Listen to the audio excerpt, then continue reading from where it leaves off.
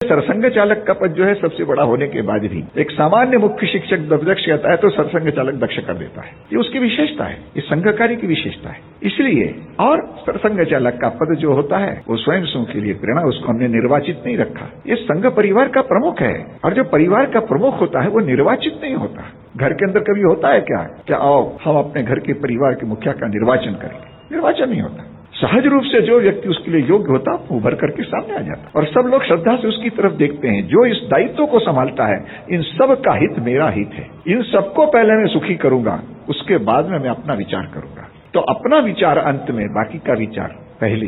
इस प्रकार का विचार करके जो व्यक्ति चलता है वो परिवार का सहज प्रमुख बन जाता है। लेकिन उसके भी जीवन में मनुष्य जीवन होने के कारण और स्वाभाविक रूप से उम्र जब बढ़ जाती है तो अनुभव तो बढ़ता है, लेकिन उसके साथ शारीर का स्वस्थता आने लगती है। और जब उसको लगता है कि मैं परिवार के बाहर को संभाल नहीं पड़ता, उसके लिए जो दौड़ धूप करना चाहिए नहीं कर पाता, और इसलिए और वो अपने परिवार के ही किसी दूसरे व्यक्ति को कब सौंप देता है। वो सोच लेता है कि ये व्यक्ति ठीक है। वही बात मेरे साथ में हुई और मुझे भी जब लगा कि समस्त स्वयंसेवकों के श्रद्धा के केंद्र बनने के लिए जिस प्रकार की दौड़ धूप आवश्यक है वो अब करना मेरे स्वास्थ्य की दृष्टि से संभव नहीं हो रहा है, और इसलिए इस पद के ऊपर किसी न किसी और अपने में से ही एक सहयोगी को वहां पर बैठाना चाहिए जो उम्र में भी कम हो और आगे चल करके और संपूर्ण